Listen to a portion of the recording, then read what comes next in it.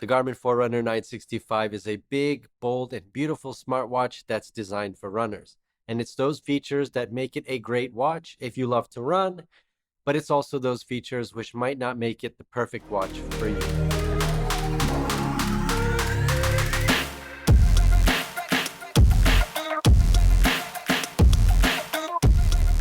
Hi everybody, foXnoMad here, and today I want to help you travel smarter with my review of the Garmin Forerunner 965, which is a fitness/smart/running focused watch. If you're not already, make sure that you're subscribed to the channel, and let's get started. Now let me start by saying that you have to think of Garmin smartwatches along a spectrum, because a lot of the hardware in these watches is very similar, if not outright the same, and there are little differences between each tier and each model as you go further up the line. For example, the Venue 2 has hardware that's nearly identical to the more expensive Forerunner 265, but Garmin intentionally handicaps the features of the Venue 2. Doing this creates an artificial boundary between the Garmin smartwatch models and allows for different pricing tiers. So when it comes to the Garmin Forerunner 965, which is a model above the 265, you guessed it, there are a lot of similarities, a few key differences, and a price jump. So here are what those differences are and what they mean for you. Starting with the physical design, the Forerunner 965 comes in two colors. That's a carbon gray with a titanium bezel that has either a gray silicon or yellow and black silicon band, and this white stone color with a gray silicon band. There are 5 buttons around the watch, 3 on the left and 2 on the right, which are also metal, each with an engraving denoting a function, as well as the Garmin triangle on the start-stop button. The word Forerunner is etched into the side of the watch case, and this is a nice looking watch. I'll just jump in here to say that I really wish that the Forerunner 265 with its plastic bezel here had the titanium bezel of the 965, because the 965 just looks so much more sleek and so much more premium, and this titanium bezel is just bound to be more durable. And you can also wear this watch in a variety of different situations, like it can be more sporty or more professional depending on what you happen to be wearing. Going back to the similarities between these two watches, around the back you've got your sensors that track things like all-day heart rate and blood oxygen, and a small proprietary charging port. Garmin has updated the other end of the charging cable with USB-C, and from 0 to 100% it takes about 2 hours to charge this watch. Now once it is fully charged, you get 23 days of battery life if you have the display set to not always be on. If you do have it set to always on, that's going to give you about 7 days of battery life, and you can get about 24 to 31 hours when you have the GPS active. For example, when you're running outside or when you have music playing, all those things are going to contribute, but you're going to get close to about 30 hours with GPS on. So if you're running a trail and you want to track with GPS, depending on what GPS settings you have active, expect about 30 hours of battery life.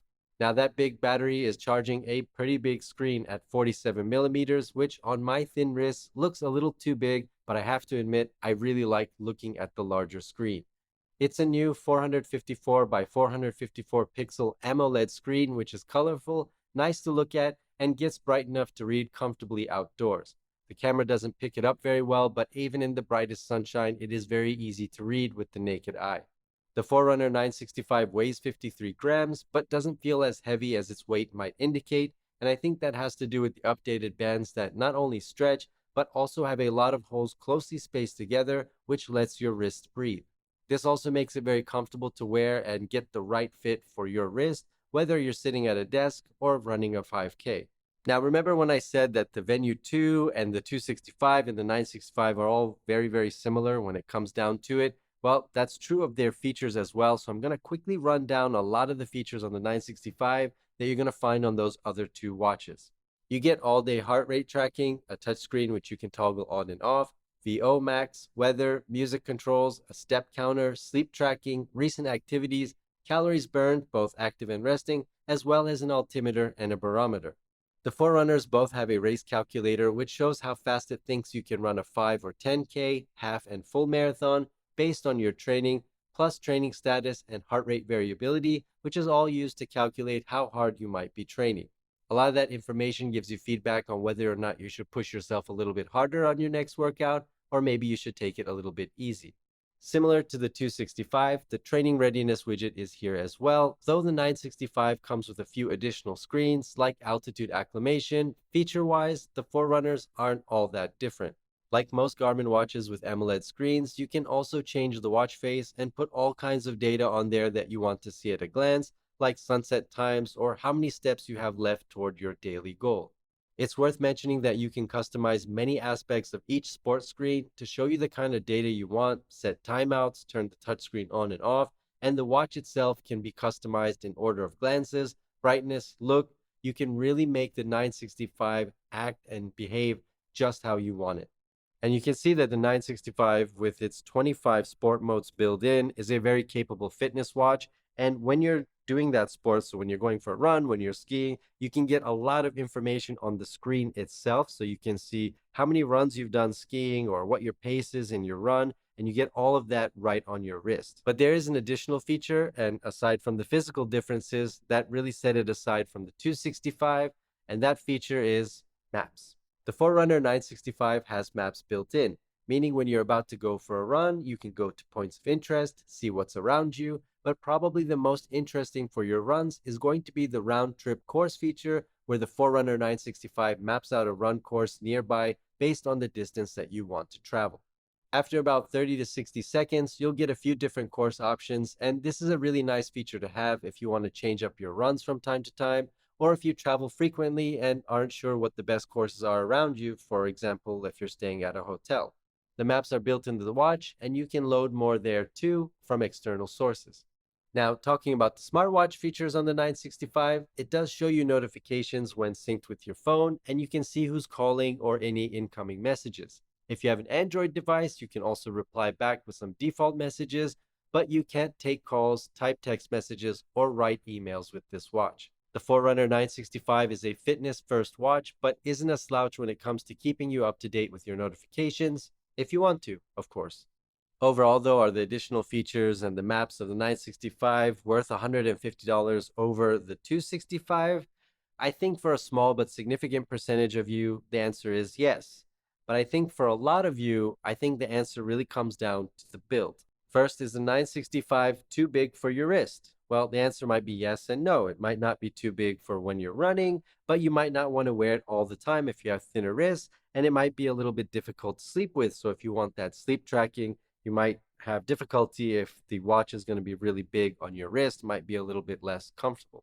Now, when it comes to the build quality, the titanium bezel and these buttons really do make this watch stand out when it comes to the 265. It just looks a lot more premium, and it's definitely going to hold up better over time. It's just going to be more resistant to scratches and bumps because it's going to be tougher than plastic.